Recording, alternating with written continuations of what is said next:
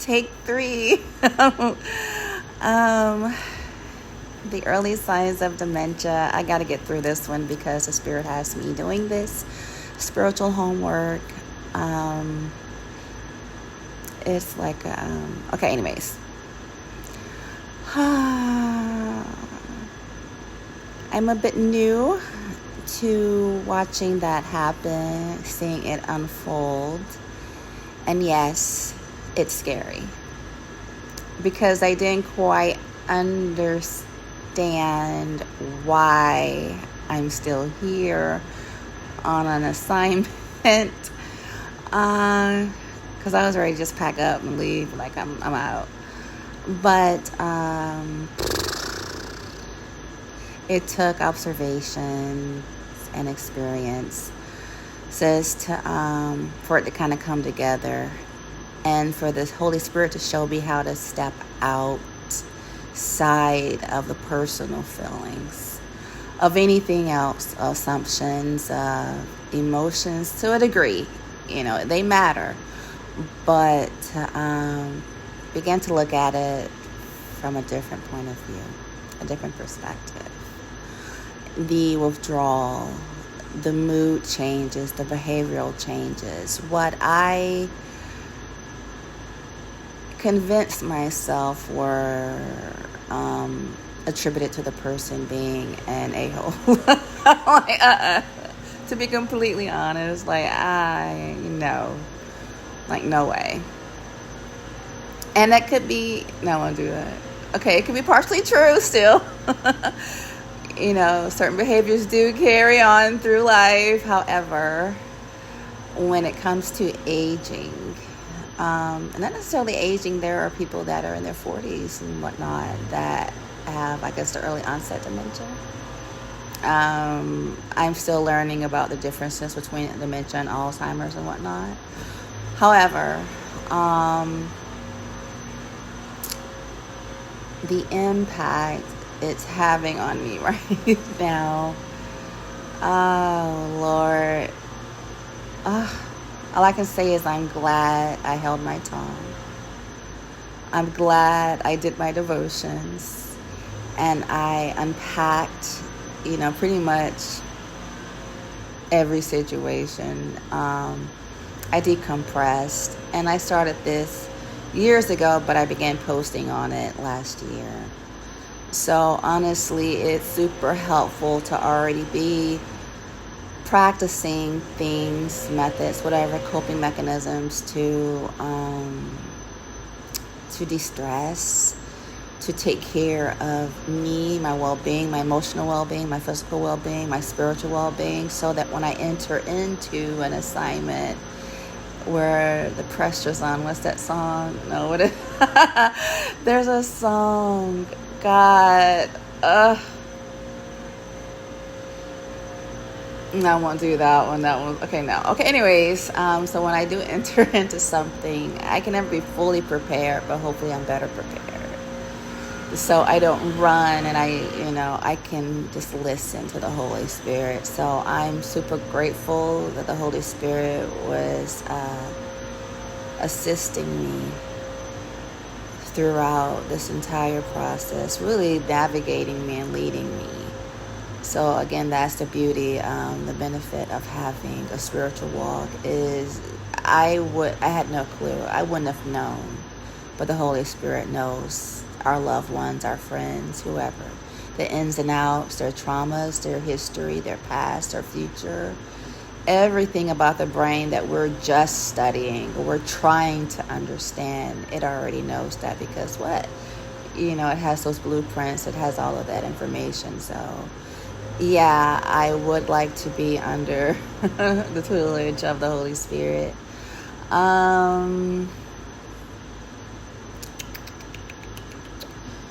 Yeah, don't let me dodge. I know, Spirit. Oh my gosh, I want to just dodge and tap right on out, but I can't. I got to keep going on this road.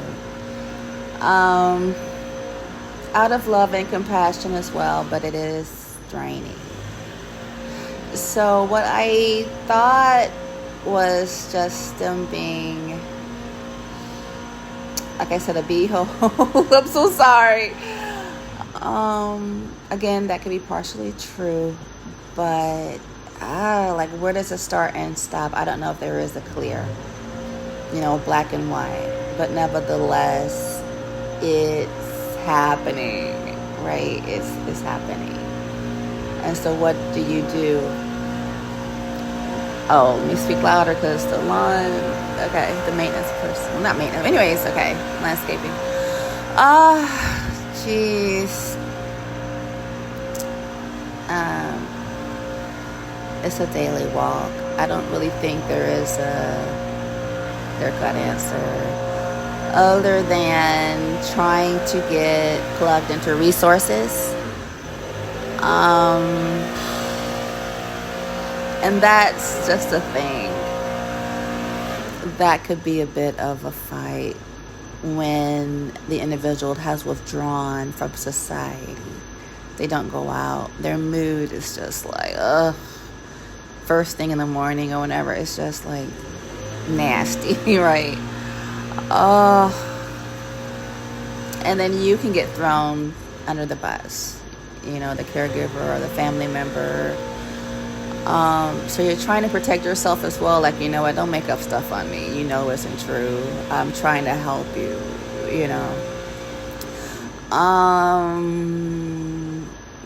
Where to, spirit? Because it can be a sticky, well, I won't do that.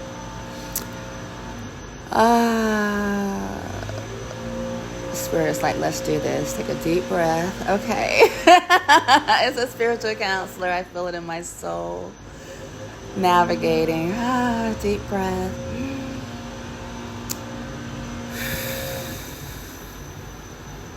Okay. That's just it. Keep taking deep breaths. Keep singing.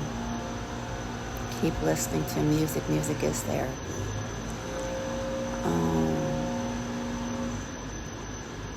And just walk with the Holy Spirit.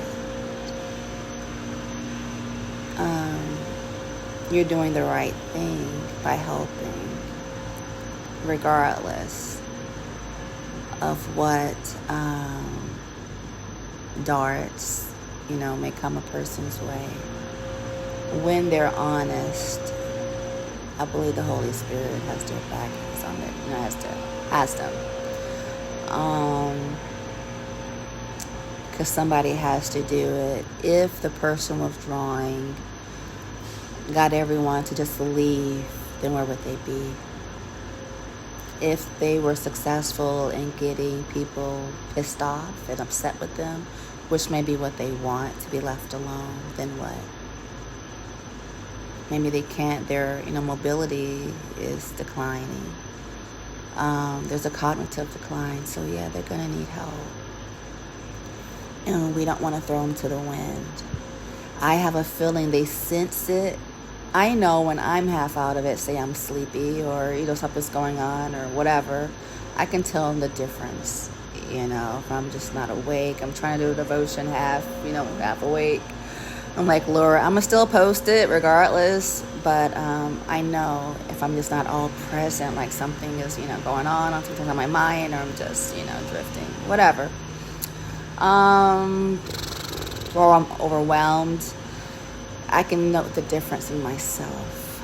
And I think maybe in the earlier stages, I'm not a doctor, I'm not a professional or anything like that. But I think people sense, something's different about me. I'm forgetful, or I don't remember like I used to. I can't get around like I used to. And that has to be scary, because I think the main question is, who is going to take care of me, right? The panic. Who is going to deal with my stuff? I mean, that's really the bottom line to me.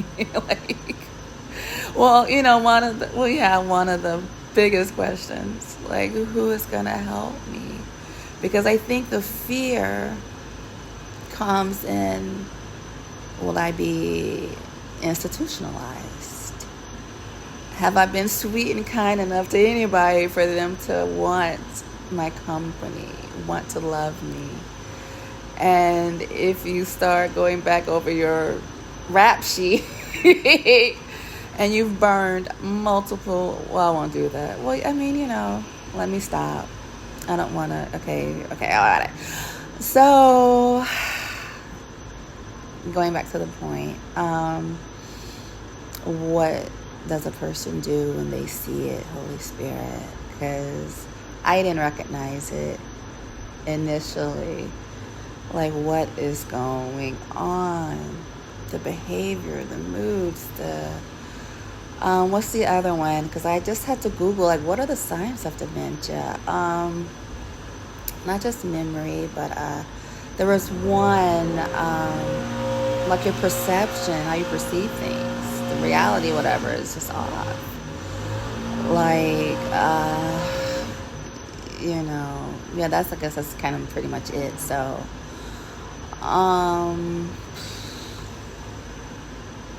and that's difficult. It really is. So, Spirit is showing me.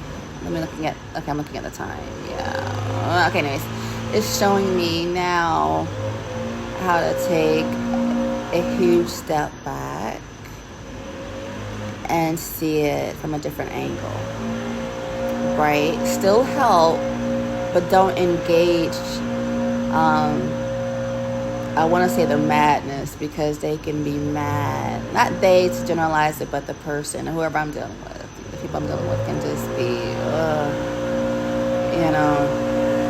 So, I don't think I can ever feel like I have it all under control. I don't think that is the feeling or the goal. Dang, I can't. Okay, hear myself think. Okay, anyways, no, I should have to think through anything. Okay. Control, that's the topic. I guess the second part. That loss of control for both parties, really. Because I'm sure the person that is experiencing the decline is feeling the loss of control. I know there are therapies and things out there to maybe cope and to maybe aid, but it's happening, in other words. And then the person helping them feels like, I can't control this. I can't wave a magic wand. So this is why I don't want to say I'm stuck on this journey. Because the Holy Spirit wants me, I guess, to be humanitarian in a way. Okay, hold on. I don't know. Is that a reach, Spirit? Because why would you throw out that word? Humanitarian. I think of them on like a global scale, but does it really have to? Okay. Okay. Google. A person who is concerned with improving the welfare and happiness of others, often working to alleviate suffering and promote well-being during crisis or emergencies. Okay, that's the AI overview. They're characterized by their dedication to helping people in need, regardless of their background or status. Okay, I guess so. Yeah, so it's not about helping an entire nation. It starts at home.